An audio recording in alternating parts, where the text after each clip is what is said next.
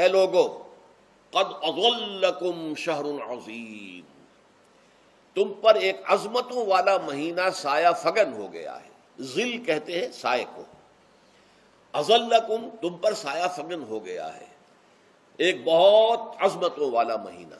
اب دیکھیے یہ وہی ہے بات جو انگریزی کے محاورے میں ہے کہ coming events cast their shadows before, آنے والے واقعات کا ایک سایہ سا پہلے سے پڑ جاتا ہے۔ تو ابھی مہینہ شروع نہیں ہوا رمضان مبارک کا، لیکن وہ آیا چاہتا ہے، تو گویا کہ اس کا ایک سایہ پہلے آ گیا ہے، جس کو حضور فرما رہے ہیں کہ تم پر سایہ کر لیا ہے ایک ایسے مہینے میں کہ جو بہت عظمتوں والا ہے۔ شہر مبارک، وہ مہینہ بہت برکتوں والا ہے۔ شہر فیہ لیلۃ خیر من الف شہر، یہ وہ مہینہ ہے کہ جس میں ایک رات وہ بھی ہے کہ جو 1000 مہینوں سے افضل ہے۔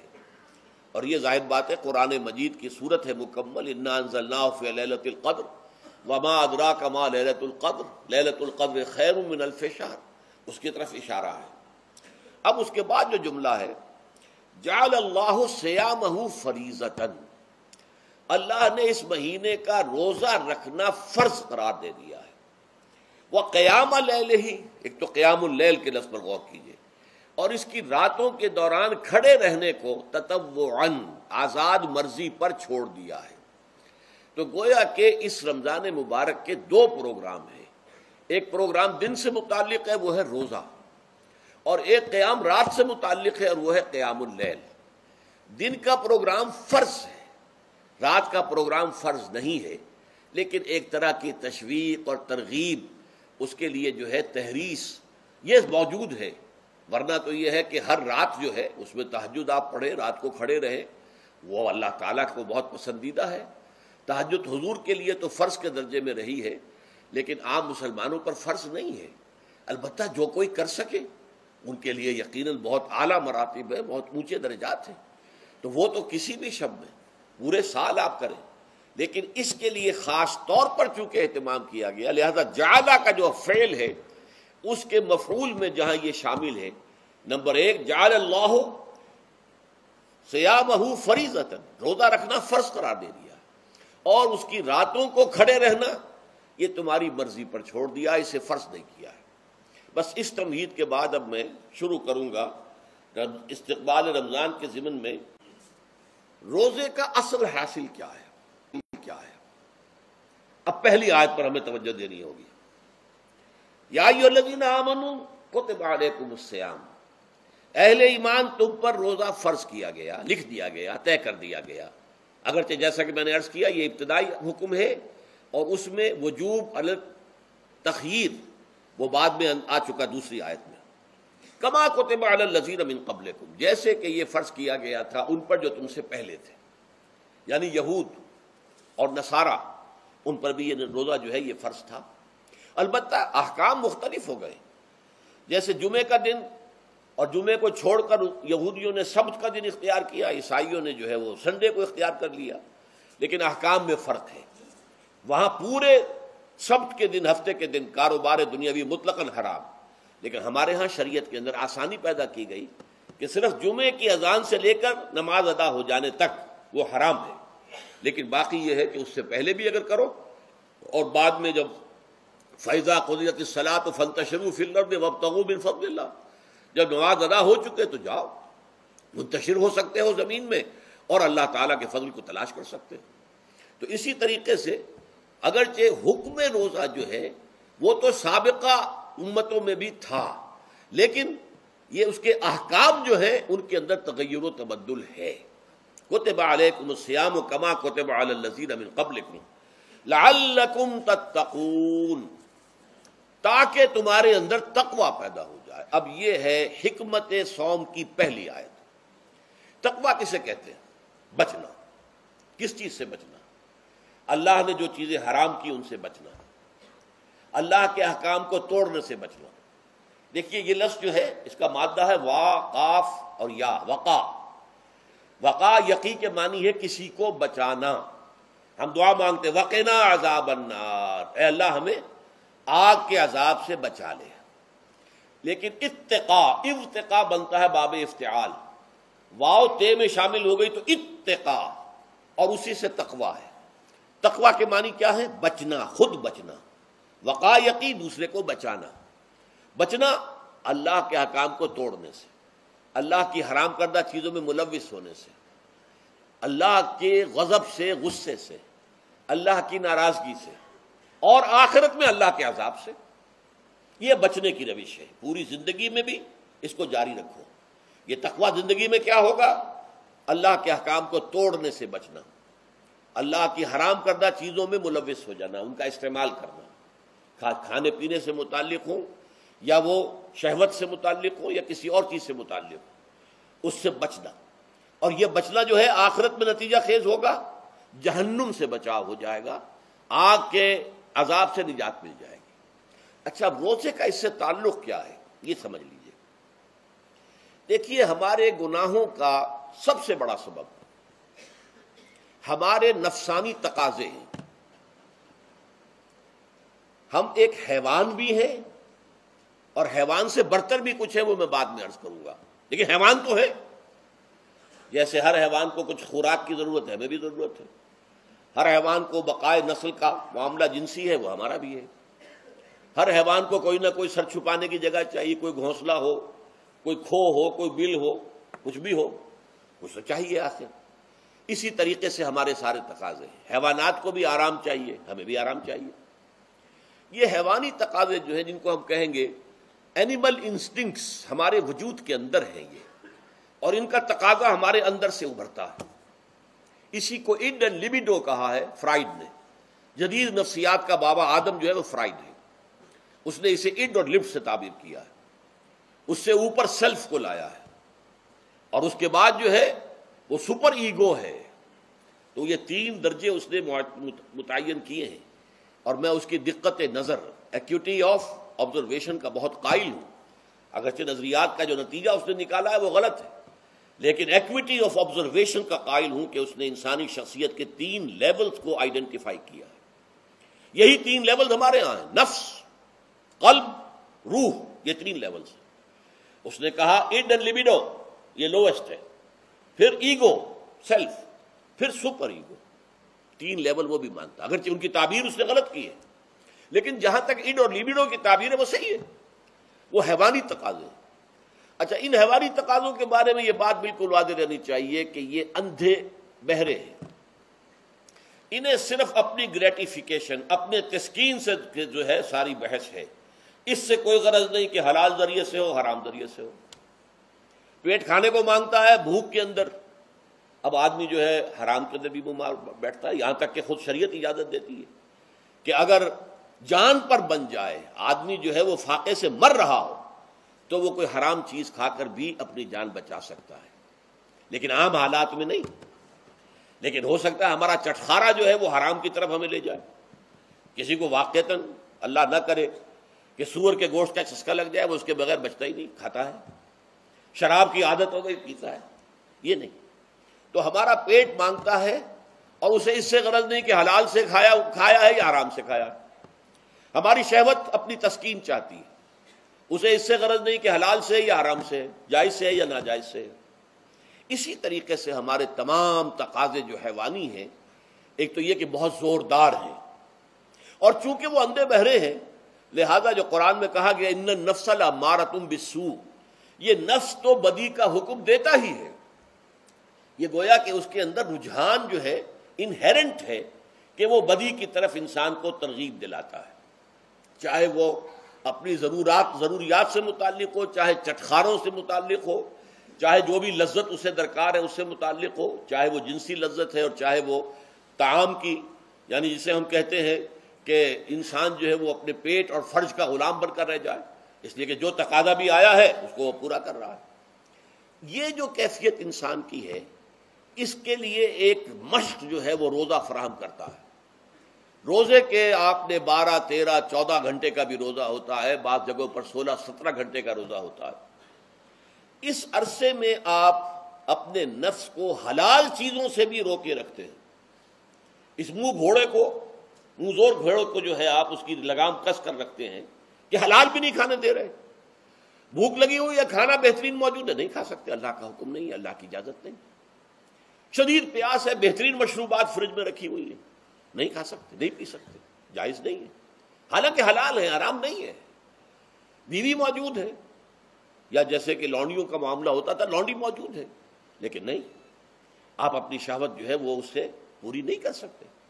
یہ پابندیاں نفس کے اوپر لگانا، یہ ایک مشق ہے، یہ ایک ریاضت ہے۔ اس ریاضت کا حاصل یہ ہونا چاہیے کہ انسان بقیہ 11 مہینوں میں اپنے آپ کو حرام سے تو بچائے نا۔ یہاں وہ حلال سے رکا ہوا ہے اللہ کے حکم سے، کہ حلال چیز بھی نہیں کھا رہا، دن بھر نہیں پی رہا، دن بھر نہیں اپنی کوئی شہوت پوری کر رہا، دن بھر حلال ذرائع سے بھی، تو اس سے اس کے اندر یہ ایک، اس کو ہم کہیں گے سیلف کنٹرول پیدا ہو جائے، اپنے نفس کو قابو میں کر لے۔ یہ گویا کہ اس کا سب سے پہلا، اس روزے کی ریاضت، روزے کی مشق کے حوالے سے یہ اس کی حکمت ہوئی کہ اس سے کے ذریعے سے انسان میں سیلف کنٹرول پیدا ہو رہا ہے، ضبط نفس۔ یہاں پہ تھوڑی سی میں وضاحت کر دوں، رہبانیت کے اندر آپ کو معلوم ہے کہ سیلف اینیہیلیشن، انگریزی الفاظ جو ہیں وہ زیادہ بعض لوگوں کے لیے واضح ہوں گے، نفس کشی، نفس کو کچل دینا، ختم کر دینا، مار دینا، یہ رہبانیت میں ہوتا ہے، اسلام میں نہیں ہے۔ اسلام کا نظام بڑا متوازن ہے۔ ان لنفسک علیک حقا وان لزوجک علیک حقا وان لزورک علیک حقا۔ حضور نے فرمایا دیکھو تمہارے نفس کا بھی تم پر حق ہے، اسے مناسب حد تک آرام دینا بھی تمہارے ذمے ہے، اسے غذا بہم پہنچانا بھی تمہارے ذمے ہے۔ فرق صرف کیا ہے، حلال سے ہو، حرام سے نہ ہو۔ اس کی شہوت کو پورا کرنا بھی تمہارے ذمے ہے، فرق صرف کیا ہے، جائز راستے سے ہو، حرام سے نہ ہو۔ اس کا نام ضبط نفس ہے، سیلف اینیہیلیشن، نفس کو کچل دینا۔ یہ جو تپسیاں جو ہیں ہندو سادھو کرتے رہے ہیں، اور جو سب سے زیادہ معاملہ جو ہے وہ جو راہب ہوتے تھے حضرت مسیح علیہ السلام کے پیروکاروں میں، انہوں نے تاریخ کے اندر جو مثالیں دی ہیں اس کا جو ہے اندازہ کرنا مشکل ہو جاتا ہے کہ کس درجے وہ لوگ اپنے نفس کو کچل دیتے تھے، جس کا قرآن مجید میں سورہ حدید میں ذکر بھی ہے۔ اکثر لوگ تو پابندی نہیں کر سکتے تھے، اپنے اوپر پابندیاں لگانے کے بعد غلط راستوں پر بھی چل پڑتے تھے، لیکن جو لوگ ان پابندیوں کو نبھاتے تھے وہ کس انتہا تک جاتے تھے۔ کبھی آپ جو ہے ہسٹری آف کرسچن مناسٹسزم پر جو تاریخ کی کتابیں لکھی گئی ان کو پڑھیں تو اندازہ ہوگا۔ مولانا مودودی نے تفہیم القرآن میں اس کا کچھ حوالے دیے ہیں، اور واقعہ یہ کہ رونگٹے کھڑے ہو جاتے ہیں انسان پر کہ اس درجے میں انہوں نے اپنے نفس کو کچلا تھا۔ ہمارے صوفیہ کے ہاں بھی بعض ایسی روایات صحیح ہیں یا غلط ہے بیان کی جاتی ہیں، لیکن اسلام کا اصل معاملہ کیا ہے، توازن، اعتدال۔ تمہارے نفس کا بھی تم پر حق ہے، ان لنفسک علیک حقا، تمہاری بیوی کا بھی تم پر حق ہے، وَإِنَّ لِزَوْجِكَ عَلَيْكَ حَقًّا، اور تمہارا جو بھی کوئی ملاقاتی آئے، کوئی دوست ہے، اس کا بھی زورک علیک حق، زیارت کرنے کے لیے کوئی آیا اس کا بھی حق ہے، ان کے حقوق ادا کرو۔ حضرت عبداللہ ابن عمرو بن العاص رضی اللہ تعالی عنہما صحابہ کرام میں اس اعتبار سے بہت ممیز تھے کہ ان پر عبادت جو ہے، عبادت گزاری کا اتنا غلبہ ہو گیا تھا، ہر روز روزہ رکھتے تھے اور رات کو پوری رات کھڑے رہتے تھے۔ حضور کو اطلاع دی گئی، حضور نے طلب کیا فوراً، آپ نے فرمایا یا عبداللہ الم نخبر، کیا ہمیں یہ خبر نہیں دی گئی انک تصوم الدہر وتقوم اللیل، کہ تو ہمیشہ رات کو کھڑا رہتا ہے نماز میں اور ہر روز روزہ رکھتا ہے۔ اب ظاہر بات ہے حضور کے حضور میں جھوٹ کیسے بولتے، ویسے بھی جھوٹ بولنے کا سوال نہیں صحابہ کے لیے، تو عرض کیا بلا یا رسول اللہ ایسی ہے تو صحیح ہے۔ فرمایا لا تفعل، ہرگز ایسا مت کرو، فإن لنفسك عليك حقا وإن لزوجك عليك حقا وإن لزورك عليك حقا، تمہارے نفس کا بھی تم پر حق ہے، روزہ رکھو بھی اور افطار بھی کرو۔ بہترین روزہ جو ہے وہ حضرت داؤد علیہ السلام کا تھا، ایک دن روزہ رکھتے تھے، ایک دن افطار کرتے تھے۔ لیکن یہ ہے کہ آپ ہفتے میں 2 دن روزے حضور کے ہیں، سوموار کو اور جمعرات کو، مہینے میں 3 روزے یہ ہیں، اس میں گویا کہ سنت پر عمل بھی ہو جائے گا۔ لیکن یہ کہ ہمیشہ روزہ رکھنا، بلکہ یہاں تک کہا گیا ما ساما من سامت دہر، جو ہمیشہ روزہ رکھتا ہے اس نے کوئی روزہ رکھا ہی نہیں۔ کیا مطلب؟ یہ تو اس نے اپنی ہیبٹس بدل لی ہیں، ہیبٹس ہو گئی ہیں یہ کہ سارا دن بھر نہیں کھانا، صبح کھانا شام کو کھانا، بس یہ تو اس نے اپنی ہیبٹ بدل لی ہے، روزہ ہیبٹ بن گیا اس کا۔ ما ساما من سامت دہر، جس نے ہمیشہ روزہ رکھا اس نے کوئی روزہ رکھا ہی نہیں۔ اس لیے کہ روزہ تو در حقیقت اس شخص پر شاخ گزرتا ہے جس کو عادت ہے دن میں کھانا کھانے کی، اس کو دن کے اندر 3 کھانے کھانے کی عادت ہے، تبھی تو وہ شاخ گزرے گا. اگر وہ عادت ہی آپ نے بدل لی ہے تو ظاہر بات ہے کہ پھر روزے کی جو برکت ہے وہ تو ظاہر نہیں ہوگی. تو بہرحال اس اعتبار سے غور کیجئے کہ یہ پہلا حکم جو ہے روزے کا، لعلکم تتقون، تاکہ تمہارے اندر تقوی پیدا ہو جائے، اپنے نفس پر کنٹرول پیدا ہو جائے. اس کو یوں سمجھیے کہ یہ ایک بڑا منہ زور گھوڑا ہے، ہمارا جو نفس ہے، ہمارا جو جسم ہے، حیوانی نظام. اس پر ہماری خودی یا ہماری انا یا ہماری ایگو یا ہمارا سیلف، یہ اس پر حکمران ہے، اس کا گھوڑے کا سوار ہے. اب اگر گھوڑا منہ زور ہے اور سوار کے قابو میں نہیں ہے تو کیا نتیجہ نکلے گا؟ اب وہ گھوڑے کے اختیار میں ہے، سوار صاحب کی جان جو ہے وہ جا کر پٹخ دے کہیں، کسی کھائی میں گرائے، کسی اور جگہ گرائے، وہ تو گویا کہ اس کے رحم و کرم پر ہے. ہاں اگر سوار تکڑا ہے اور سوار نے جو ہے گھوڑے کو قابو میں کیا ہوا ہے، اس کی رانوں میں بھی جان ہے، دبایا ہوا گھوڑے کو اپنی رانوں کے درمیان، تو ظاہر بات ہے کہ اب یہ گھوڑا جو ہے بہت بڑی ایسٹ ہے اس کے لیے. اب گھوڑا ادھر جائے گا جدھر سوار لے جانا چاہے گا. سوار اپنے مقصد، اپنی منزل تک پہنچے گا گھوڑے کے ذریعے سے. اور اگر برعکس ہے، جیسا کہ میں عرض کر چکا ہوں، تو وہ سوار جو ہے وہ گھوڑے کے رحم و کرم پر ہے. یہی معاملہ ہے. ہماری خودی یا ہماری انا یا ہمارا ایگو، یہ در حقیقت یہ راکب ہے، اور ہمارا وجود حیوانی یہ مرکب ہے، یہ گھوڑا ہے. اگر ہم قابو یافتہ ہوں اپنے اس گھوڑے کے اوپر تو یہی جسم ہمارے لیے ایک بہت بڑا ایسٹ ہے. ہاتھوں سے نیکی کمائیں گے، پاؤں سے نیکی کمائیں گے، آنکھوں سے نیکی کمائیں گے، کانوں سے نیکی کمائیں گے، یہ ساری نیکیاں کمانے کا ذریعہ بن جائے گا. تلاوت قرآن سن رہے ہیں تو کانوں کی نیکی ہو رہی ہے، قرآن دیکھ کر پڑھ رہے ہیں تو آنکھوں کی نیکی ہو رہی ہے. یہ سارے ہمارے اعصاب، ہمارے تمام اعضاء و جوارے نیکی کا ذریعہ ہے. لیکن اگر کہیں یہ ہمارا نفس امارہ، ایڈ اور لیبیڈو ہم پر قابو پا لے تو پھر ہم اس کے رحم و کرم پر ہیں، پھر وہ ہمیں جس کھائی میں چاہے گا گرا دے گا. تو اس اعتبار سے روزہ مجرد، ابھی روزے کی بات ہو رہی ہے، وہ روزہ خاص طور پر کہ جس کا حکم پہلے دیا گیا تھا، ایام معدودات، اس کے بارے میں اس کی حکمت، مجرد روزے کی حکمت کیا ہے؟ ضبط نفس.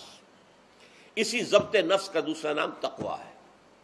آپ اپنے نفس پر قابو یافتہ ہیں اور پھر اللہ کے سامنے جھک رہے ہیں. یہ ہوئی نا اصل بات. آپ اللہ کے سامنے تو جھک رہے ہیں، اے اللہ میں تیری ہی بندگی کرتا ہوں اور کروں گا، نفس پر قابو ہے ہی نہیں، تو آپ کا یہ کہنا محمل ہو جائے گا. نفس کا تقاضا ابھرے گا اور آپ اس کے آگے ہاتھ جوڑ کر کھڑے ہو جائیں گے. تو گویا کہ جو آپ نے کہا تھا ایاک نعبد و ایاک نستعین، اس کی پیروی کرنا، اس کو پورا کرنا، اس کا تقاضا بجا لانا آسان کام نہیں ہے.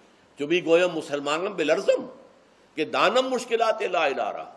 جب میں کہتا ہوں کہ میں مسلمان ہوں تو مجھ پر کب کب یہ طاری ہوتی ہے، اس لیے کہ مجھے معلوم ہے کہ لا الہ کہنے کا مقصد کیا ہے، مطلب کیا ہے، اس کے تقاضے کیا ہیں.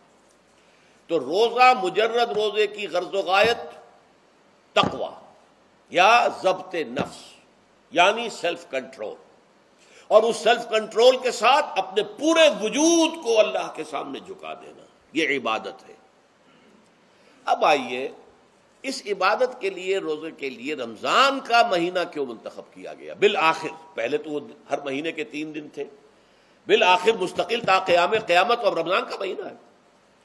اس کی علت کیا ہے؟ ظاہر بات ہے کہ سارے 12 مہینے اللہ ہی کے ہیں، ہفتے کے سارے دن اللہ ہی کے ہیں. دنوں میں سید الایام جمعے کا دن ہے، مہینوں میں سید الاشہر، یہ جتنے مہینے ہیں ان میں سردار جو ہے مہینوں کا وہ رمضان مبارک ہے. کیوں ہے؟ اب آپ پڑھیے تیسری آیت، شہر رمضان الذی انزل فیہ القرآن. رمضان کا مہینہ وہ ہے جس میں قرآن نازل کیا گیا. اور اس کی مزید کیا ہے تشریح کہ رمضان ہی میں وہ لیلۃ القدر ہے جس میں قرآن نازل کیا گیا. اب یہاں 2 چیزیں علیحدہ علیحدہ سمجھ لیجئے. ہمیں معلوم ہے کہ قرآن حضور پر نازل ہوا 32 برس میں، نہیں 22 برس میں، 610 عیسوی سے لے کر اس موضوع پر آج شام کو تقریر ہوگی انشاءاللہ مفصل تعارف قرآن کے ضمن میں، بعد نماز عشاء قرآن اکیڈمی کی مسجد میں، کیونکہ معلوم نہیں کہ آج چاند ہو جائے گا یا نہیں ہو جائے گا. لہذا دورہ ترجمہ قرآن کل سے شروع ہوگا، اور آج جو ہے تعارف قرآن اور سورہ فاتحہ کا کچھ مفہوم میں بیان کروں گا تاکہ یہ کہ رمضان مبارک کے لیے تمہید ہو جائے. پھر اگر چاند ہو گیا تو چھوٹی چھوٹی صورتوں کے ساتھ ہم تراویح مکمل کر لیں گے. ترجمہ قرآن کے ساتھ تراویح کل سے شروع ہوگی. بہرحال اس ضمن میں رمضان کا چناؤ جو ہوا ہے تو یہ ترجیح بلا مرجح نہیں ہے، ایسے ہی نہیں ہے کہ یوں ہی اس کو ترجیح دے دی گئی. اس کی حکمت ہے، غایت ہے، علت ہے، اس کا سبب ہے.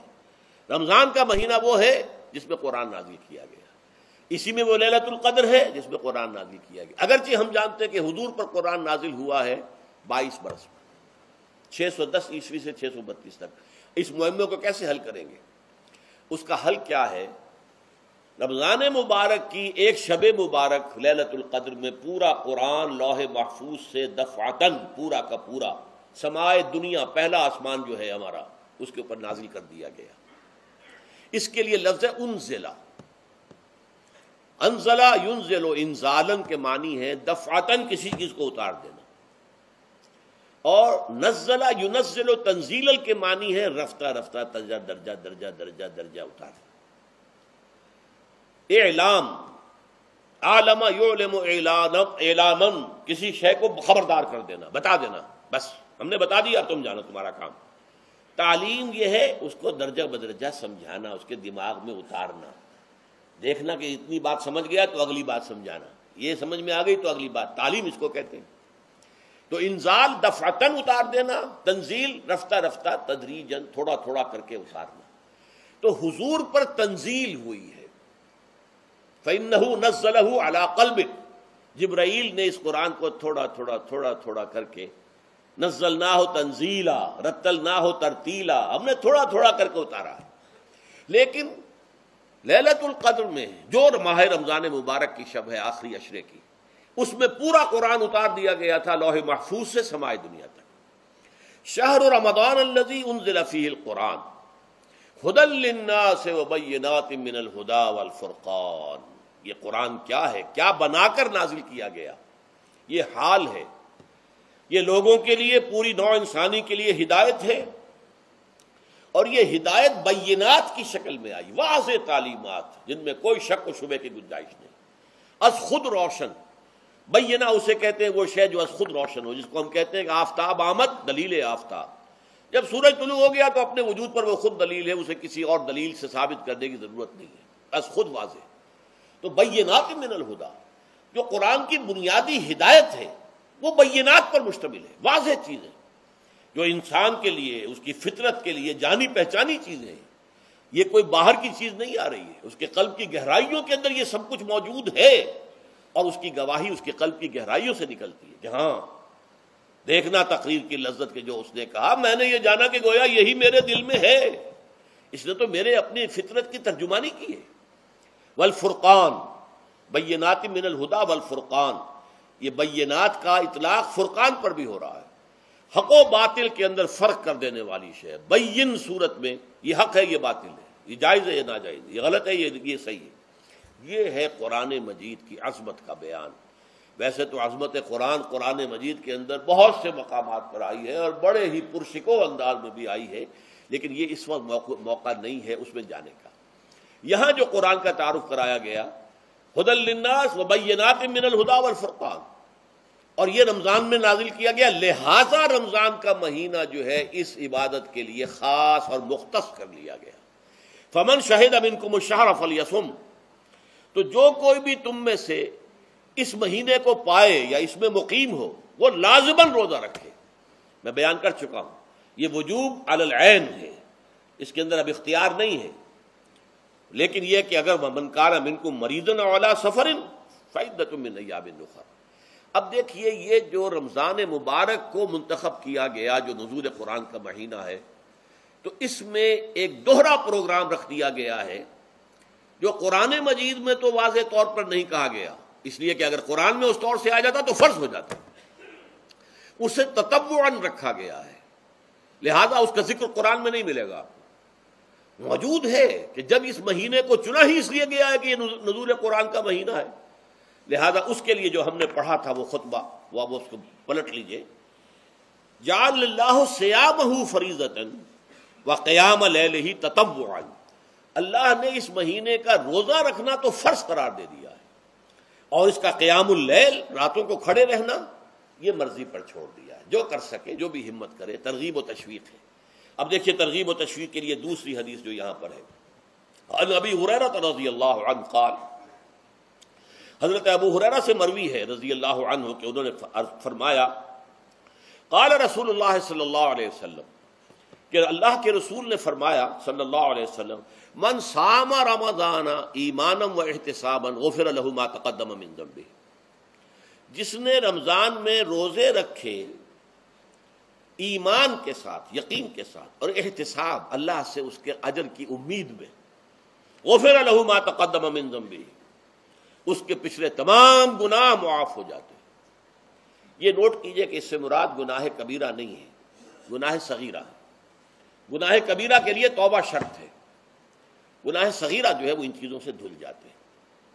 لیکن اب دیکھیے، ومن قام رمضان ایمانا و احتسابا، اور جو کوئی کھڑا رہا رمضان میں، یعنی قیام اللیل، ایمان اور احتساب کے ساتھ، غفر له ما تقدم من ذنبه۔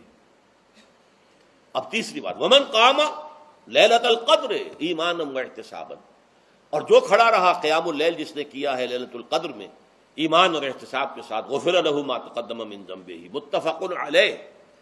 یہ حدیث بخاری اور مسلم دونوں کی ہے۔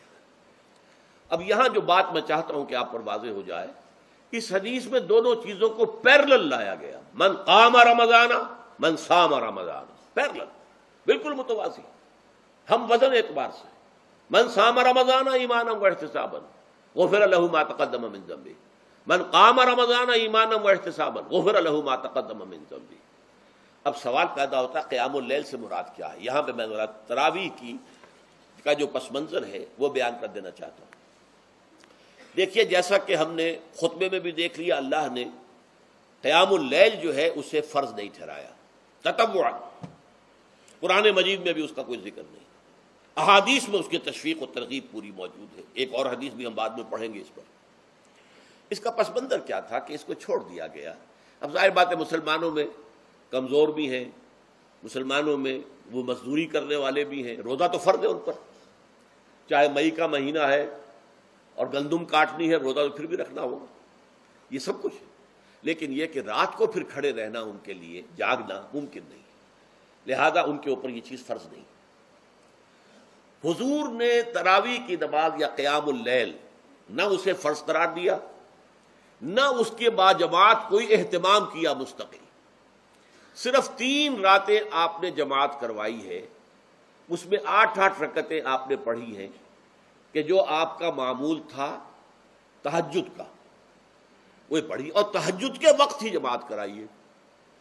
یہ ہے وہ حدیث۔ اس کے علاوہ کسی نماز تراویح جو ہے جو ہم پڑھتے ہیں 20 رکعتیں عشاء کے ساتھ متصل، اس کا کوئی ذکر نہ دور نبوی میں ہے نہ دور صدیق اکبر میں ہے۔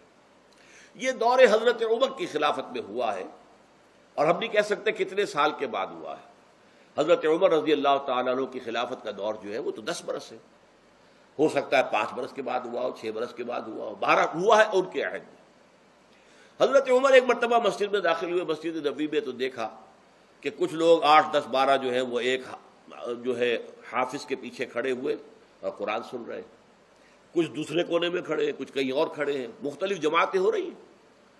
تو انہوں نے سوچا کہ کیوں نہ ان سب کو ایک امام کے پیچھے جمع کر دیا جائے، اور اس کے لیے لوگوں کی سہولت کے لیے عشاء کے ساتھ متصل رکھ دیا جائے، اس لیے کہ تہجد کے وقت اٹھنا جو ہے وہ تو ہر کس و ناقص کا کام نہیں ہے، کہ عشاء کے بعد اگر تھوڑا سا اضافی وقت ہو صرف، تو یہ ہر شخص کر لے گا، مزدور بھی کر لے گا۔ لہذا آپ نے یہ نظام تجویز فرمایا کہ عشاء کے متصلاً بعد 20 رکعت نماز پڑھی جائے اور ایک امام کے پیچھے پڑھی جائے۔ یہ گویا کہ اجتہاد ہے حضرت عمر رضی اللہ تعالی عنہ، اس کو آپ نے خود بدعت بھی قرار دیا ہے، لیکن بدعت حسنہ۔ بدعت کس اعتبار سے؟ لغوی اعتبار سے، نئی بات، اس لیے کہ حضور کے زمانے میں نہیں تھی، تو یہ اس طریقے سے ایک نئی بات ہے۔ لیکن یہ بات چونکہ بہت اچھی ہے، بہت عمدہ ہے، آپ جب یہ نظام چل پڑا تو ایک دن مسجد میں آئے، دیکھا کہ بڑی بھری مسجد ہے، صحابہ کھڑے ہیں اور ایک امام کے پیچھے قرآن سن رہے ہیں۔ آپ نے فرمایا نعم البدعۃ ھذہ، یہ جو ہم نے نئی بات شروع کی ہے یہ بہت اچھی ہے، بہت عمدہ ہے۔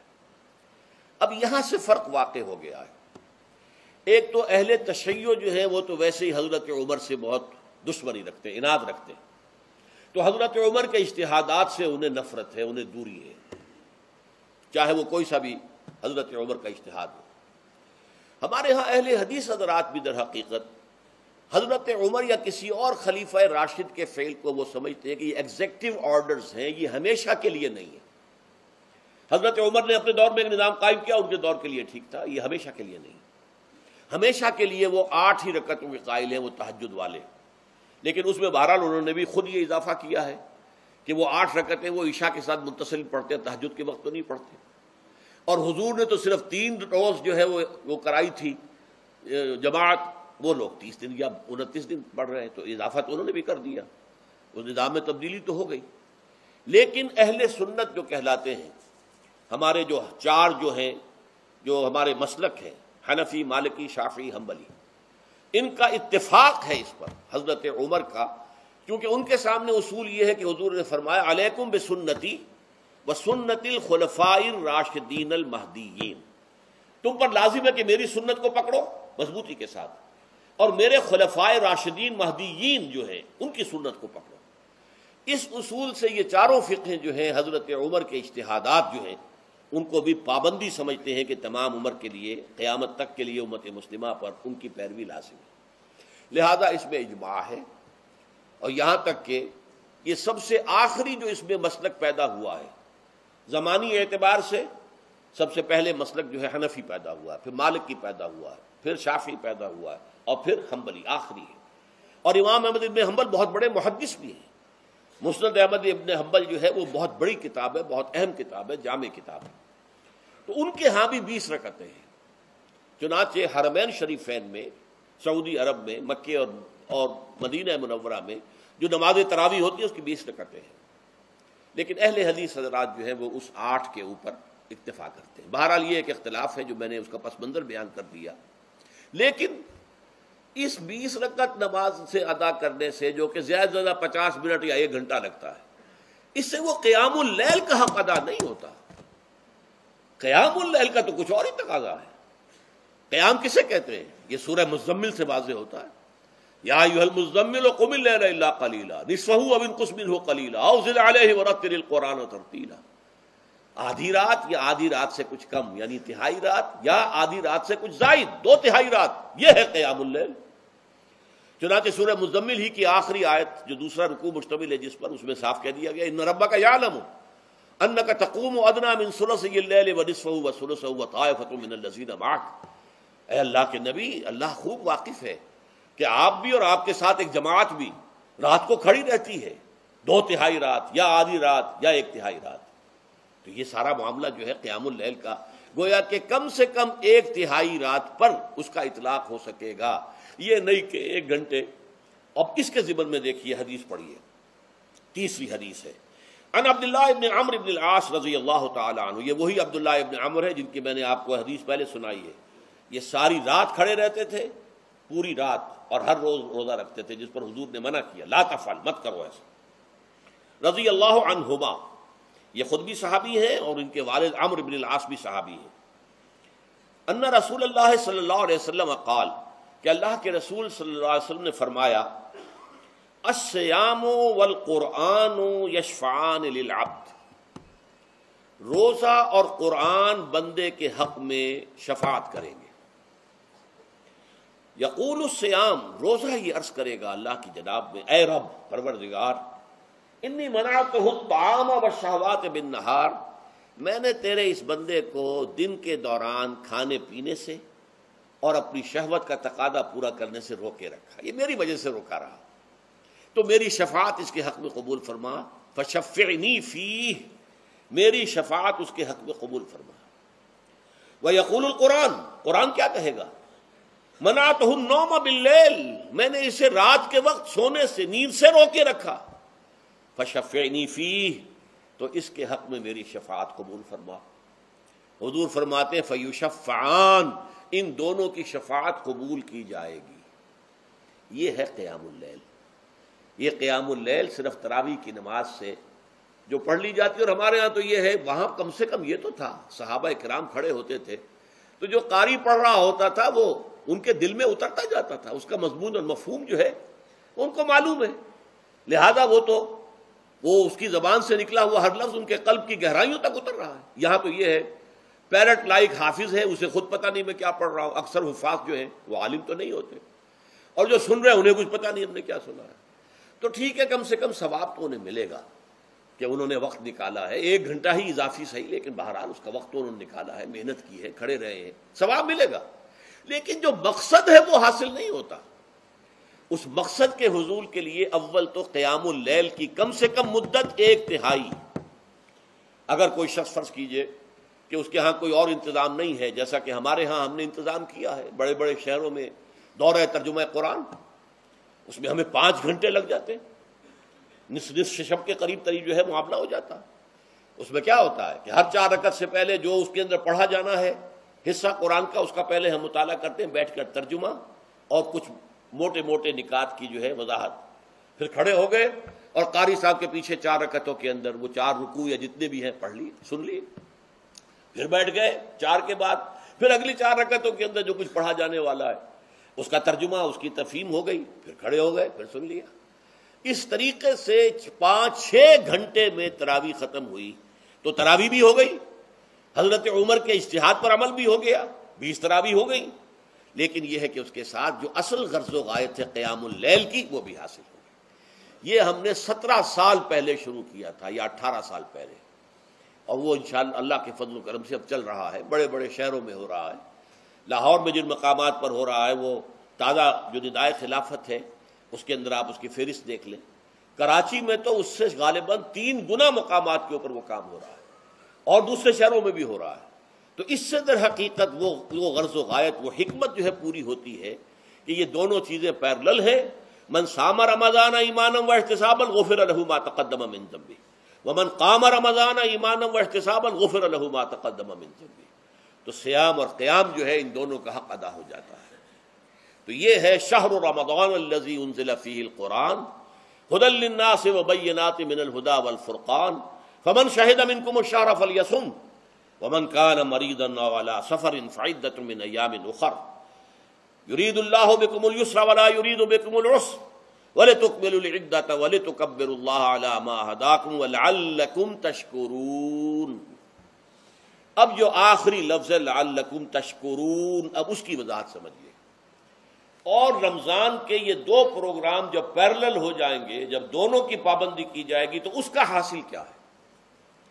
اس بات کو سمجھنے کے لیے سب سے پہلے آپ اس کو سمجھیے کہ جسے ہم خود ہی کہہ رہے تھے، جسے ہم سیلف کہہ رہے تھے، اپنی انا کو مضبوط کرنا، سیلف کنٹرول، ایگو جو ہے وہ پوری طرح قابو یافتہ ہو اڈ اور لبیڈو پر، اصل میں اس سے مراد کیا ہے؟ اس پر میں نے تفصیل سے بحث کی ہے عظمت صوم نامی اپنے کتابچے میں۔ ویسے یہ ہے کہ وہ مشکل ہے، ذرا فلسفیانہ اس کا انداز ہے، لیکن یہ ہے کہ وہی باتیں آسان الفاظ میں، جو دوسرا کتابچہ ہے عظمت صیام و قیام رمضان مبارک، وہ آسان ہے، اگرچہ یہ دونوں بہت ہی محدود تعداد میں ہمارے پاس ہیں، لیکن یہ کہ میں نے ذکر کر دیا، جو حضرات لینا چاہیں وہ لے لیں۔ لیکن یہ ہے کہ اس میں اصل پس منظر کیا ہے؟ دیکھیے، ہمارا جو وجود ہے انسان کا، یہ کمپوزٹ ہے، مرکب ہے۔ ہمارے 2 وجود ہیں جو جوڑ دیے گئے ہیں۔ کیسے جوڑ دیے گئے ہم نہیں جانتے، لیکن ہے 2 وجود۔ ایک وجود حیوانی ہے، میں نے عرض کیا تھا پہلے ہی، ہر انسان ایک حیوان بھی ہے مکمل، سارے حیوانی تقاضے ہمارے اندر بھی ہیں۔ لیکن حیوان اور انسان میں بنیادی فرق یہ ہے کہ انسان کا جو اصل وجود ہے وہ روحانی ہے۔ اس روحانی وجود کی وجہ سے انسان کا وہ مقام ہوا کہ تمام فرشتوں کو اس کو سجدہ کرنے کا حکم دیا گیا۔ فَإِذَا سَوَّيْتُهُ وَنَفَخْتُ فِيهِ مِن رُوحِي فَقَعُوا لَهُ سَاجِدِينَ۔ فرشتوں سے کہہ دیا گیا تھا کہ میں ایک بشر پیدا کرنے والا ہوں مٹی سے، جب میں اسے پیدا کر لوں اور اس کی ناک پلک سنوار دوں، 2 پلک درست کر دوں، تو پھر اس کے سامنے اور اس میں اپنی روح میں سے پھونک دوں تو گر پڑنا اس کے سامنے سجدے میں۔ حیوان انسان اور انسان روحانی، یہ دونوں مل کر اب آدم بنے ہیں۔ نمبر 2، اس حیوان انسان کا وجود زمین سے ہے، مٹی سے پیدا کی، مٹی سے، گارے سے، طین لازب سے، چپچکانے والے گارے سے، وہ جس میں کہ بدبو پیدا ہو جائے، یہ ساری باتیں کہی گئی ہیں، اور سائنس بھی کہتی ہے مٹی سے پیدا ہوئے، کیسے پیدا ہوئے اس میں اختلاف ہے، لیکن یہ کہ ہے مٹی ہماری اوریجن، قرآن بھی کہتا ہے اور سائنس بھی کہتی ہے۔ اور ہمارے وجود کو جب وہ تھک جائے، مزمحل ہو جائے، اس کی انرجی کم ہو جائے، تو اس کے لیے جو غذا ہے، جو تقویت ہے، وہ بھی ساری زمین سے آ رہی ہے۔ آپ نے پھل کھائے، آپ نے گندم کھائی، آپ نے چاول کہاں سے آ رہے ہیں؟ اچھا بکری کا گوشت کھایا تو بکری کا گوشت کس چیز سے بنا ہے؟ اس نے گھاس کھائی ہے، اس نے پتے کھائے ہیں، وہیں سے تو بنا ہے نا۔ الٹیمیٹ سورس آپ کے وجود حیوانی کے لیے جو آ رہی ہے وہ زمین ہے۔ وجود روحانی کو بھی تقویت کی ضرورت ہے، وہ بھی مزمحل ہوتی ہے، کمزور ہو جاتی ہے، خاص طور پر جبکہ وجود حیوانی کا اس پر غلبہ ہو جائے، تب تو یوں سمجھیے کہ وہ بالکل بے ہوش ہو کر موت کے قریب پہنچ جاتی ہے۔ اس کی تقویت، اس کی غذا وہیں سے آئی ہے جہاں سے روح آئی ہے، وہ کلام ربانی ہے، روح ربانی۔ نفخت فیہ من روحی من روحی من روحی، میں پھونک دوں اس میں اپنی روح میں سے۔ روح کا تعلق ذات باری تعالیٰ کے ساتھ ہے۔ اسی طرح کلام ربانی کہاں سے آیا ہے؟ اللہ تعالیٰ کے پاس سے آیا ہے، یہ اس کی تقویت کا ذریعہ ہے۔ اب عام حالات میں کیا ہوتا ہے؟ ہمارا یہ وجود حیوانی چھایا ہوا ہے ہمارے وجود کے اوپر، بیچاری روح جو ہے دبی رہتی ہے، پسی رہتی ہے۔ اگر خدا نے خواستہ ہم گناہ گار بھی ہیں، گناہ پر گناہ کا ارتکاب کر رہے ہیں، تو وہ روح جو ہے وہ قلب کے آئینے شیشے کے اندر ہے۔ فیہا مصباح المصباح فی زجاجہ الزجاجہ تو کانہا کوکب دری، قلب جو ہے ایک شیشے کے مانند ہے جس کے اندر روح کا چراغ جل رہا ہے۔ اب اگر یہ اوپر جو شیشہ ہے اس پر دھواں آ گیا، لالٹین کی چمنی پر دھواں آ گیا، تو اب روشنی باہر تو نہیں آئے گی۔ اگر انسان گناہ کرتا ہے تو قلب پر رین زنگ آ جاتا ہے، یا حضور نے فرمایا ایک داغ لگ جاتا ہے، اور گناہ کرتا ہے اور داغ لگتا ہے، اور گناہ کرتا ہے اور داغ، یہاں تک کہ بالآخر پورا قلب سیاہ ہو جاتا ہے۔ اب وہ روح اندر بند ہو گئی، وہ دفن ہو گئی۔ اس کے لیے اب ضروری ہے کہ اب ایک پروگرام ایسا دیا جائے جو ریورس ہو جائے۔ دن میں روزہ رکھواؤ تاکہ وہ جو اینیمل انسٹنکٹس ہے وہ دبے، تو جب یہ وزن جو ہے اس کے اوپر کم ہوگا تو کچھ سائی آف ریلیف اسے ملے گی۔ جیسے بے ہوش آدمی پڑا ہے، اسے کچھ ہلکا سا ہوش آ رہا ہے، آپ نے پانی کے کچھ چھینٹے دیے، اس کے بعد آپ نے رات کو کھڑے ہو کر قرآن کے انوار کو اتارا، بارش برس رہی ہے روح انسانی کے اوپر، قلب روحانی، قلب انسانی کے اوپر، جس میں کہ وہ روح جو ہے وہ دفن ہے، وہ زندہ ہوگی اثر نو، ہوش میں آئے گی۔ اور ہوش میں آئے گی تو دو کام ہوں گے، ایک تو اسے قرآن کی عظمت کا احساس ہوگا، یہ قرآن میری حیات تازہ کا ذریعہ بنا ہے، میں دب گئی تھی، میں پس گئی تھی، میں بے ہوش تھی، میں نیم مردہ تھی، اس قرآن کی بارش نے، یہ ترشح جو ہوا ہے مجھ پر، اس نے مجھے حیات تازہ عطا فرمائی۔ یہ جو قدر کا احساس ہوگا قرآن کا، لعلکم تشکرون، تاکہ تم قرآن کی عظمت سے واقف ہو جاؤ۔ ایک انسان بھوک کی وجہ سے اس کا شوگر لیول اتنا گر گیا کہ بے ہوش پڑا ہوا، اب ظاہر بات ہے کہ آپ اسے کچھ پانی کے چھینٹے دیں گے تو کچھ ہوش میں آئے گا، پھر غذا دیں گے تو اب وہ پوری توانائی پر آئے گا، تو معلوم ہوگا اسے اس غذا کی کیا قدر و قیمت ہے۔ اگر آپ کو بھوک ہی نہیں لگتی تو غذا بے معنی شے ہے، پیاس ہی نہ لگے تو آپ کو کیا معلوم کہ اس پانی کے اندر کتنی بڑی عظمت ہے، یہ میرے لیے کتنا بڑا انعام و احسان ہے اللہ کا۔ وہ تو پیاس پر جان پر بنی ہوئی ہو، اور پیاس اس وقت آپ کو ایک گھونٹ پانی کوئی دے دے تو آپ کو معلوم ہوگا دنیا و مافیا سے بڑھ کر ہے یہ ایک گھونٹ پانی جو مجھے ملا ہے۔ اسی طرح جب روح دبی ہوئی تھی حیوانی وجود کے بوجھ تلے، جبکہ وہ نیم خابیدہ یا نیم بے ہوش یا بالکل بے ہوش تھی، وہ دن میں تو روزہ رکھ کر اس پر سے حیوانی وجود کا وزن کم کیا گیا، اسے ایک ریلیف ملی۔ رات کو قرآن مجید کے انوار و برکات اس میں جذب کیے گئے تو اس کو پوری توانائی حاصل ہوئی۔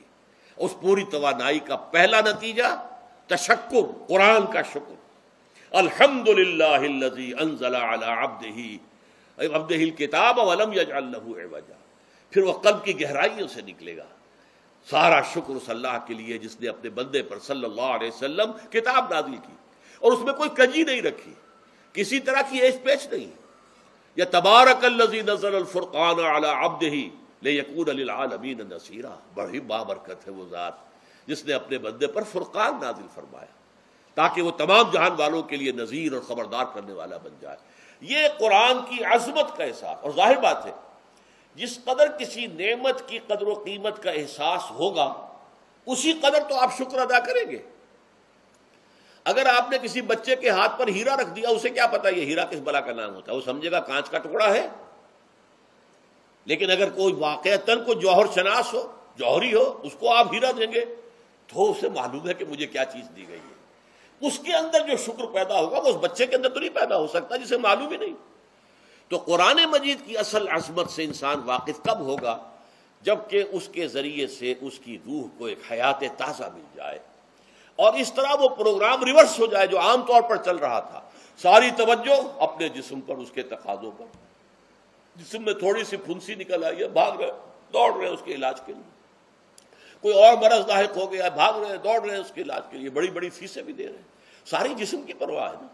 روزانہ نہا رہے ہیں اور اچھے سے اچھا صابن لا کر نہا رہے ہیں، وہ جسم کی پرواہ ہے نا، اس کی دیکھ بھال ہے. روح کی طرف توجہ ہی نہیں. یہ ہے وہ بات جو کہی گئی ہے سورہ حشر میں اور جسے علامہ اقبال نے پھر اپنے فلسفہ خودی کی اساس اور سورس قرار دیا ہے.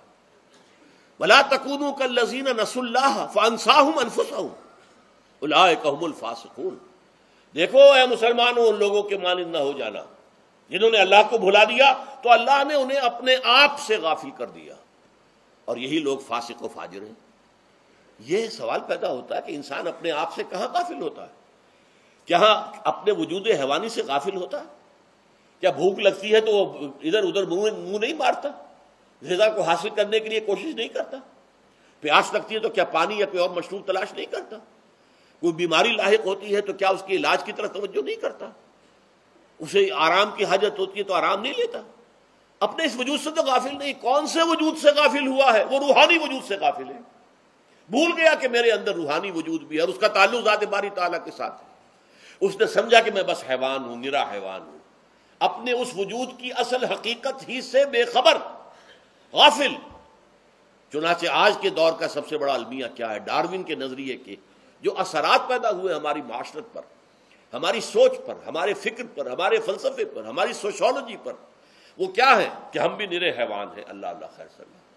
یہ سب سے بڑی محرومی ہے اس دور کی کہ انسان اپنے اصل شرف سے خود ہی مستعفی ہو گیا. ہمارا کوئی وجود ہے ہی نہیں روحانی وغیرہ. روح کسے کہتے ہیں ہم نہیں جانتے، بس یہ جسم ہے. ہم اللہ کو نہیں جانتے کون ہے کون نہیں ہے. ہوگا ہم تو اس کائنات کو جانتے ہیں. ہم روح سے واقف نہیں، ہم تو اپنے جسم کو واقف ہیں. آخرت سے ہمیں کچھ پتہ نہیں، شاید ہو شاید نہ ہو، کچھ پتہ نہیں. لیکن یہ زندگی تو ہے، اسے ہم جانتے ہیں. یہ ہے آج کے انسان کا سب سے بڑا المیہ. اور یہ ہے ماس اسکیل کے اوپر ارتداد، ذہنی طور پر مرتد ہو چکے ہیں. انسانوں کی عظیم اکثریت مرتد ہو چکی ہے. یہ ہے در حقیقت کہ روزہ جو ہے اس پروگرام کو آ کر ریورس کرتا ہے. دن میں کھانے پینے، جنسی تقاضے پر پابندی، وہ وجود حیوانی کا وزن کچھ کم ہوا. روح جو دبی ہوئی تھی، یا سسک رہی تھی یا بے ہوش تھی، یعنی مردہ تھی، اسے کچھ ریلیف ملا. اب اس کے اوپر قرآن مجید کے تیرے ضمیر پہ جب تک نہ ہو نزول کتاب، گرہ کشا ہے نہ راضی نہ صاحب کشاف، ہمارے دلوں کے اوپر بارش ہو رہی ہو انوار قرآنی کی. وہ ظاہر بات ہے کہ بغیر سمجھے تو نہیں ہوگی بارش. وہ تو آپ کچھ سمجھ رہے ہوں گے تو بارش ہوگی، ورنہ تو یہ ہے کہ ٹھیک ہے میں پہلے بھی عرض کر چکا ہوں آپ کو ثواب تو ملے گا، لیکن یہ ہے کہ وہ اصل مقصد قرآن کی عظمت کا قلب کی گہرائیوں سے اعتراف جو ہے اور اس پر اللہ کا شکر تو ادا ہوگا. لعلکم تشکرون، جبکہ قرآن مجید جو ہے آپ کے قلب کے اوپر نازل ہے، اس کا مفہوم نازل ہے. اچھا، اس کا دوسرا نتیجہ کیا نکلتا ہے؟ جب وہ روح جو ہے وہ ہوش میں آئے گی، اس کو حیات تازہ مل گئی، وہ اپنے اصل مرکز اور منبع اور سرچشمہ کی طرف جو ہے متوجہ ہوگی.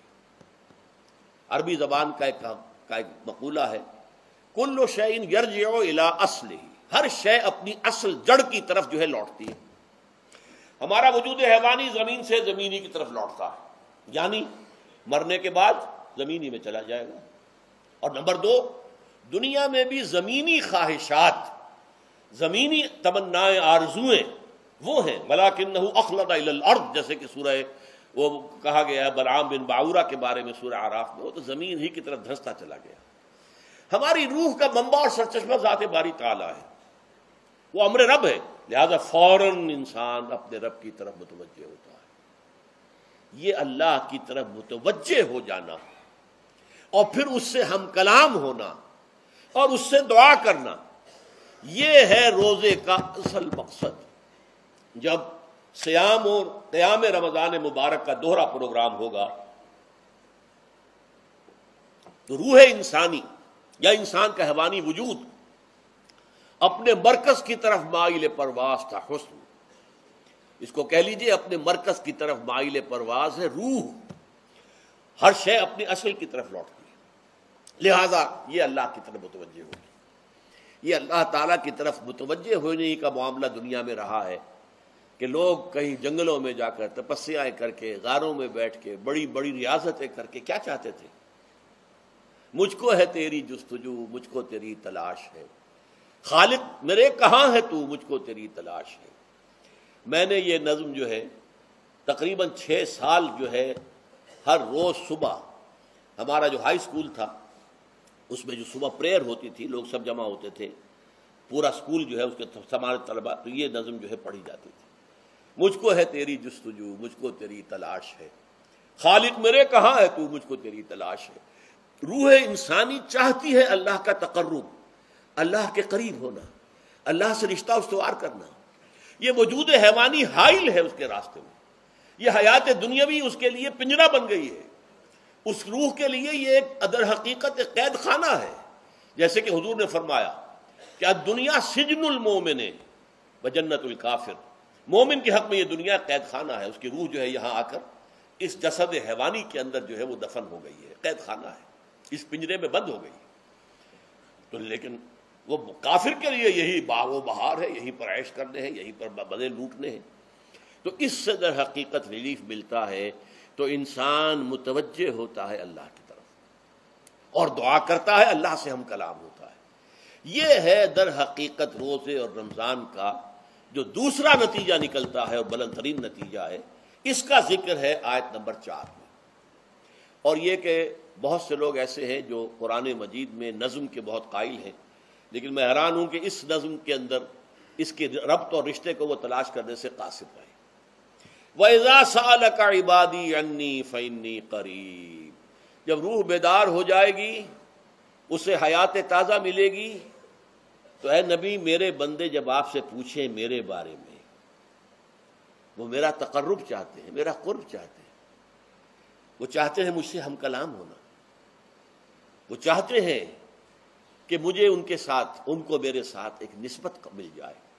وَإِذَا سَأَلَكَ عِبَادِي عَنِّي فَإِنِّي قَرِيبٌ، انہیں بتا دیجیے میں قریب ہی ہوں، میں دور نہیں ہوں۔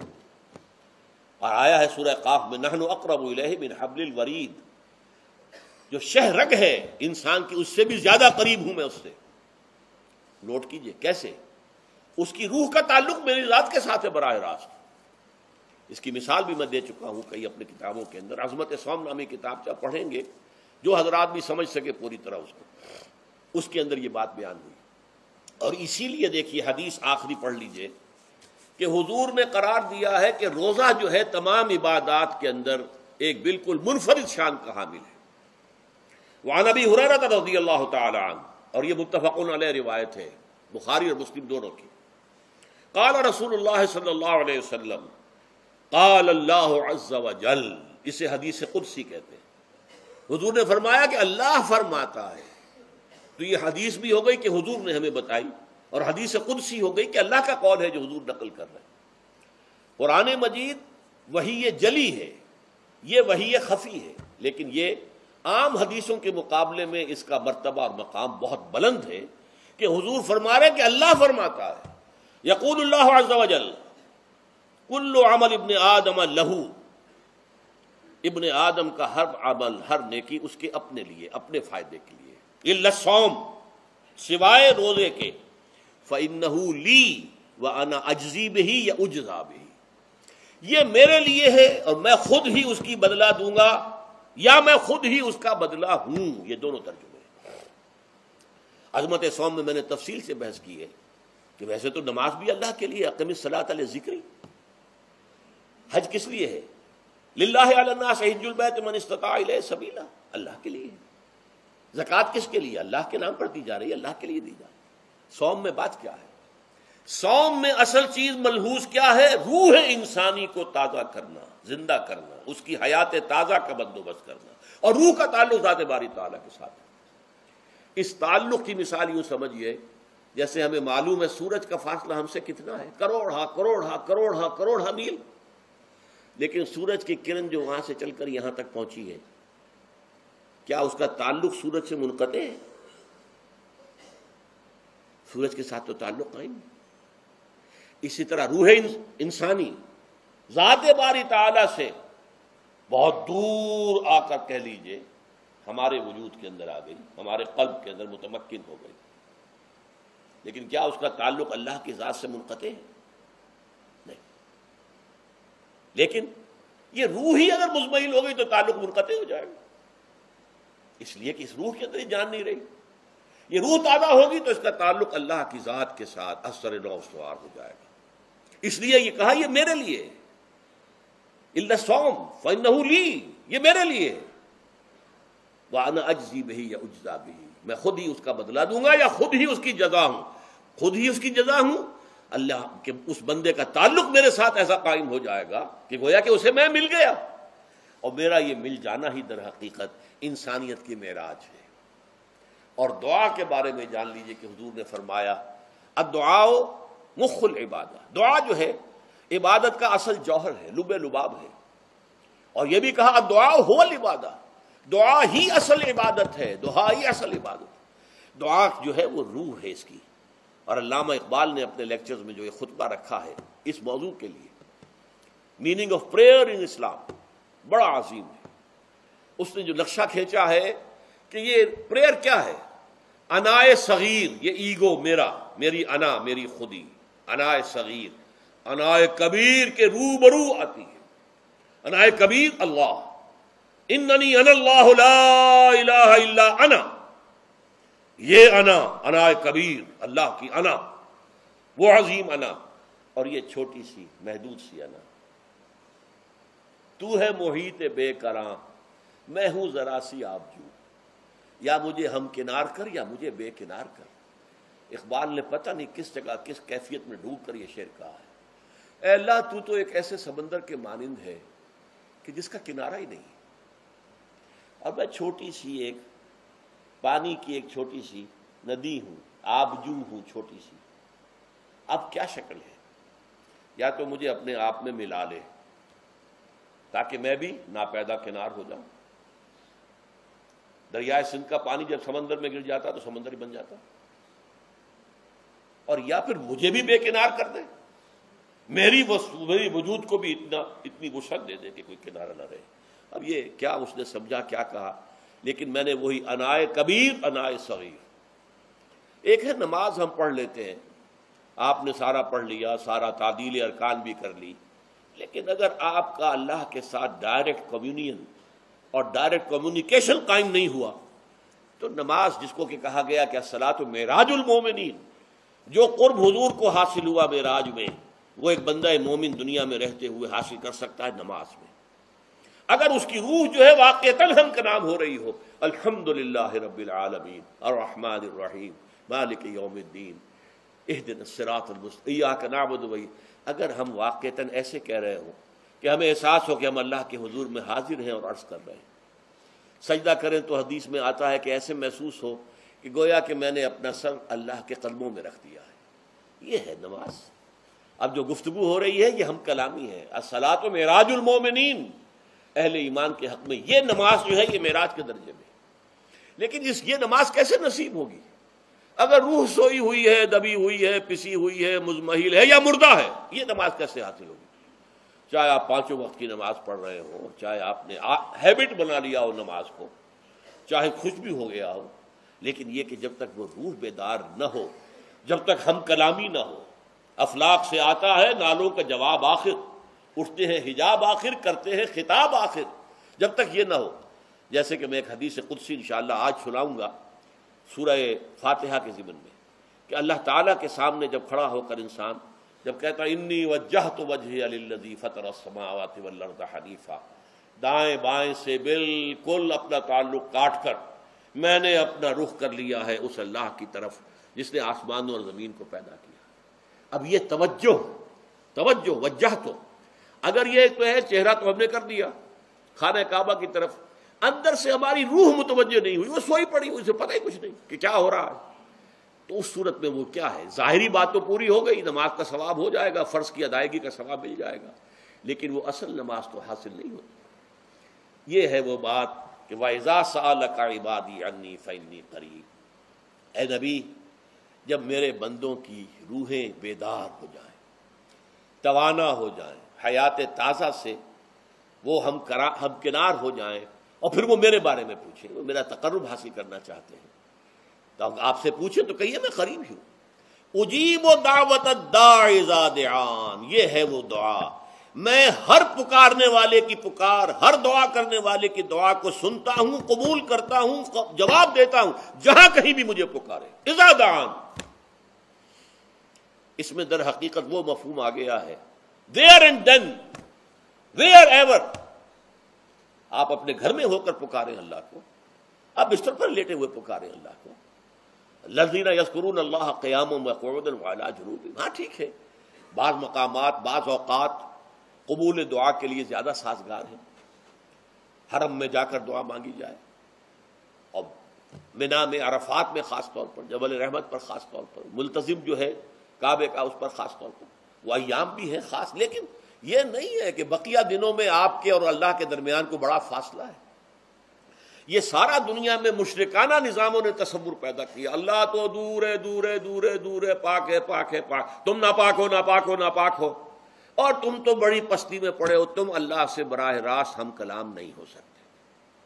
کوئی درمیانی چاہیے، کوئی لنکس چاہیے، کوئی پجاری ہوگا، کوئی پروہت ہوگا، کوئی پنڈت ہوگا، کوئی پیر ہوگا، کوئی پادری ہوگا، کوئی پوپ ہوگا، اس کے ذریعے سے تم اللہ سے ہم کلام ہو، خود نہیں. اور جب ذریعے بیچ میں آ گئے تو ان کی مٹھی گرم کرو، ان کی چاپلوسی کرو، ان کو بھی جو ہے چادریں چڑھاؤ، ان کو نذرانے پیش کرو. یہ ہے بدترین ایکسپلائٹیشن جو مذہب کے ذریعے سے نوع انسانی کی ہوئی ہے. یہ دو ایکسپلائٹیشن دنیا میں ہوئی ہے تاریخ انسانی میں. ایک بادشاہوں کی طرف سے خراج دو ہمیں، محنت تم کرو گے کھیت میں، آدھا حصہ ہمارے پاس آئے گا، ہم عیش کریں گے، ہم سٹینڈنگ آرمیز رکھیں گے تاکہ ذرا تم بغاوت کرو تو تمہارا سر کچل دیا جائے. یہ ایکسپلائٹیشن بدترین. مانگنے والا گدا ہے، صدقہ مانگے یا خراج. دوسری طرف ہم بادشاہ ہیں، ہم چندر بنسی سورج بنسی خاندان ہیں، ہم راجپوت ہیں، حکومت کرنا ہمارا حق ہے. اور یہ پنڈت پروہت جو ہے وہ بھی کہیں گے کہ ٹھیک ہے، نصف لی و نصف لک وہذا قوم جاہلون، یہ عوام جو ہے ان کا خون چوسو، ہمیں یہ نذرانے پیش کریں، بتوں کو آ کے چڑھاوے چڑھائیں اور تمہیں خراج دیں اور ٹیکس دیں. They are to be exploited, exploit ہو رہا. اسلام نے آ کر دونوں کا خاتمہ کیا، کوئی ملوکیت نہیں.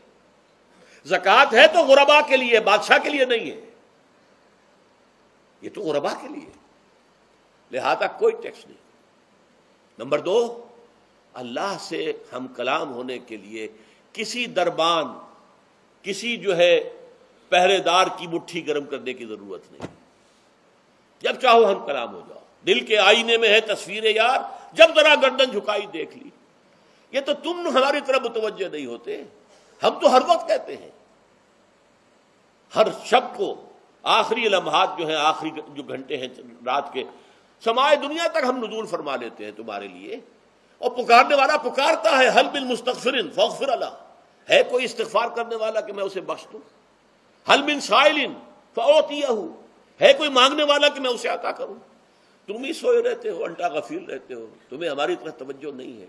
اگر ہماری طرف متوجہ ہو جاؤ تو جیسے کہ اقبال نے کہا کہ میرے لیے یہ دربان جو ہے، پیران کلیسا کو کلیسا سے اٹھا دو، کیوں خالق و مخلوق میں حائل رہے پردے. اور یہ میں نے کئی مرتبہ بیان کیا ہے، ہمارے ہاں وہ پی پی پی جو جماعت بنی تھی ایک، اب اس میں 2 پی اور ایڈ ہو گئی ہیں، پی پی پی، پھر وہ پیٹریٹ، اور اس سے آگے اپنی پہلے پارلیمنٹیرین کی پی آ گئی اور پھر پیٹریٹ کی آ گئی، 5 پیز ہو گئی. اسی طرح گنتی ہے ہندوستان میں پنڈت، پروہت اور پجاری، 3 پے تو یہاں تھی، پیر ایران کا پیر، اور پوپ اور پادری، یہ سب پے سے شروع ہوتے ہیں الفاظ، اور یہ سب در حقیقت جو ہے شروع ہونے والے الفاظ، یہ در حقیقت انسانوں کی بدترین ایکسپلائٹیشن کا ذریعہ ہے. وَإِذَا سَأَلَكَ عِبَادِي عَنِّي فَإِنِّي قَرِيبٌ أُجِيبُ دَعْوَةَ الدَّاعِ إِذَا دَعَانِ فَلْيَسْتَجِيبُوا لِي. ہاں ایک تقاضا ہے، لیکن اس سے پہلے یہ بات سمجھ لیجئے، میں اس آیت کو میگنا کارٹا جسے کہا جاتا ہے حقوق انسانی کا سب سے بڑا چارٹر، میں اس سے کہیں بڑا چارٹر قرار دیتا ہوں کہ اللہ کہتا ہے مجھ سے ہم کلام ہونے کے لیے کسی واسطے کی، کسی وسیلے کی کوئی حاجت نہیں، جب چاہو مجھ سے ہم کلام ہو جائے. ہاں ایک شرط ہے، فَلْيَسْتَجِيبُوا لِي، چاہیے کہ وہ میری بات بھی قبول کریں، میرے احکام کو تسلیم کریں، میرے فرامین کان سے کھول کر سنیں، ان پر دل سے عمل کریں. فَلْيَسْتَجِيبُوا لِي، یہ ون وے ٹریفک نہیں ہوگا کہ ہم تمہاری دعائیں قبول کریں اور تم ہماری باتوں سے پہلو تو ہی کرو، سنی انسنی کر دو، یہ نہیں ہوگا. یہ ایک 2 وے تعلق ہے جسے آج کل کہا جاتا ہے بائی لیٹرل تعلق ہے. بائی لیٹرل تعلق ہے اللہ اور بندے کے درمیان. بندہ توبہ کرتا ہے معاصی سے، اللہ تعالیٰ بھی اس کے لیے بھی لفظ تواب ہے، وہ بھی اپنی رحمت کے ساتھ دوبارہ متوجہ ہو جاتا ہے. تم اللہ کو یاد کرو، فاذکرونی اذکرکم، مجھے یاد رکھو میں تمہیں یاد رکھوں گا. ان تنصروا اللہ ینصرکم، اگر تم اللہ کی مدد کرو گے اللہ تمہاری مدد کرے گا. یہ ہے 2 طرفہ معاملہ. اسی طریقے سے تم چاہتے ہو کہ میں تمہاری دعائیں قبول کروں، اجیب دعوت الداعی اذا دعان، میں ہر پکارنے والے کی پکار کو سنتا ہوں جب اور جہاں، ویئر اینڈ وین وہ مجھے پکارے. لیکن لازم ہے فلیستجیبوا لی، وہ بھی میرا کہنا مانے، میرے فرامین کو کھلے کانوں سنے اور تہہ دل سے اس پر عمل کرے. ولیؤمنوا بی، اور مجھ پر ایمان پختہ رکھے، یقین اس کے ساتھ مجھے پکارے. لعلہم یرشدون، اب یہ سب سے بڑا لفظ آ گیا تاکہ انہیں رشد حاصل ہو جائے. رشد، فوز، فلاح، رشد، یہ کئی الفاظ ہیں. فوز فائز، فلاح مفلحون، رشد راشدون، اور یہ لفظ استعمال ہوا صحابہ کرام کے لیے سورہ حجرات میں، اولئک ھم الراشدون. تو گویا کہ یہ بلند ترین منزل ہے انسان کے لیے اگر اس کا یہ تعلق اللہ کے ساتھ قائم ہو جائے، دعا کا ہم کلام ہونے کا رشتہ اس کو قبول مل جائے. اب آخری بات نوٹ کیجئے، آخری آیت جو ہے اس رکوع کی، بظاہر اس کا تعلق نہ روزے سے نہ رمضان سے، اکل حلال، اکل حرام سے روکا گیا ہے. وَلَا تَأْكُلُوا أَمْوَالَكُمْ بَيْنَكُمْ بِالْبَاطِلِ، اور دیکھو اپنے مال آپس میں باطل طریقوں سے مت کھاؤ. وَتُدْلُوا بِهَا إِلَى الْحُكَّامِ، اور نہ ہی اپنے مالوں کے ذریعے سے حکام تک پہنچو. لِتَأْكُلُوا فَرِيقًا مِنْ أَمْوَالِ النَّاسِ بِالْإِثْمِ، کہ تم لوگوں میں سے کسی کا مال گناہ کے ساتھ ناجائز طور سے ہڑپ کر جاؤ، رشوت دے کر، اور اپنے حق میں کوئی غلط فیصلہ کروا لو. وَأَنْتُمْ تَعْلَمُونَ، جانتے بوجھتے یہ کام نہ کرو. بظاہر تو نہ روزے سے تعلق ہے نہ رمضان سے، پھر اس رکوع میں کیسے آ گئے؟ بڑا گہرا تعلق ہے، اول و آخر کا تعلق ہے. پہلی آیت میں مجرد رمضان روزے کی جو فضیلت بیان کی گئی تھی یا حکمت، آیت کیا تھی؟ تقوی. یہ تقوی کا معیار ہے. تقوی جو ہے ظواہر کی بنیاد پر نہیں ہے، اگرچہ ظاہر بات ہے کہ ظواہر بھی دین کا حصہ ہے. حضور کسی وضع قطع اختیار کرنا یقیناً ایک نیکی کا کام ہے، ہر چیز میں حضور کے نقش قدم پر چلنا، لیکن یہ ظواہر پر نہیں ہے. تقوی دل میں ہو. التقوی ہا ہونا، التقوی ہا ہونا، التقوی ہا. 3 مرتبہ حضور نے اپنے سینہ مبارک اور قلب مبارک کی طرف اشارہ کر کے فرمایا تقوی یہاں ہوتا ہے، تقوی یہاں. جب یہاں ہوگا تو پورے وجود میں سرایت کر جائے گا. لیکن اس میں اہم ترین بات کیا ہے؟ اکل حلال، جو مشکل ترین کام ہے. حرام کا لقمہ نہ آئے، ورنہ جیسے کہ کہا گیا ہے دعا کے بہترین مقام پر پہنچ گئے ہو. حرم کعبہ کے ملتزم کے ساتھ چمٹے ہوئے ہو اور دعائیں کر رہے ہو، اب اس سے زیادہ دعا کی قبولیت کا کون سا وقت ہوگا؟ یا آپ کھڑے ہو گئے جبل رحمت کے اوپر سب سے اونچے مقام پر جا کر، اور آپ نے 2 گھنٹے سے ہاتھ اٹھائے ہوئے ہیں، اللہ اے اللہ یا رب یا رب، لیکن حضور نے فرمایا کہ ایسے بہت سے لوگ ہیں، رجل یطیل السفر اشقص اغبرا، ایک شخص ہے سفر کی وجہ سے بہت لمبا سفر کر کے دربادہ تھکا بادا ہے، اور اس کا وہ احرام جو ہے وہ بھی میلا کچیلا ہو چکا ہے۔ ظاہر بات ہے آج کی بات نہیں ہو رہی ہے، جبکہ آپ 4 گھنٹے میں تو پہنچ گئے جدہ، اور پھر 2 گھنٹے میں مکہ پہنچ گئے، اور جا کر 2 گھنٹے میں آپ نے جو ہے عمرہ کیا اور بات چھٹی، احرام کھل گیا۔ تو اس میں کہاں وہ احرام میلا ہوگا، اور کہاں آپ کا بیل کچیل ہوگا، اور کہاں آپ کے جسموں سے جو ہے پسینوں کی بو آئے گی؟ نہیں۔ لیکن جو یہ سب کرتے تھے اور پھر کعبے سے ملتزم سے چمٹ کر دعا کرتے تھے، یا رب یا رب، یمد یدیہ الی السماء، وہ ہاتھ اٹھاتا ہے آسمان کی طرف، یا رب یا رب، وَأَنَّىٰ يُسْتَجَابُ لِذَٰلِكَ، اور اس شخص کی دعا کیسے قبول ہو؟ وَمَطْعَمُهُ حَرَامٌ، اس کے پیٹ میں جو غذا پڑی ہوئی ہے وہ حرام سے ہے، مَلْبَسُهُ حَرَامٌ، اس کا لباس جو اس نے پہنا ہوا ہے چاہے وہ احرام ہی ہے وہ حرام کے پیسے سے کمایا گیا تھا، وَغُذِيَ بِالْحَرَام، اور اس کا پورا جسم جو ہے جس غذا سے یہ تن و توش تیار ہوا ہے وہ حرام کی غذا، ایسے آدمی کی دعا وہاں پہنچ کر بھی قبول نہیں ہوتی۔ لہذا تقویٰ کا اصل معیار اکل حلال، روزی حلال کی، اگر یہ نہیں ہے تو آپ نے متقیوں کی شکل بنا لی اور بہت ہی آپ نے اپنے ظاہر کو جو ہے بہت آراستہ پیراستہ کر لیا سنت رسول سے، لیکن اللہ کی نگاہوں میں اس کی کوئی قدر و قیمت نہیں ہوگی جب تک کہ آپ کا رزق حلال کرنا۔ بارک اللہ لی ولکم فی القرآن العظیم ونفعنی وإیاکم بالآیات والذکر الحکیم۔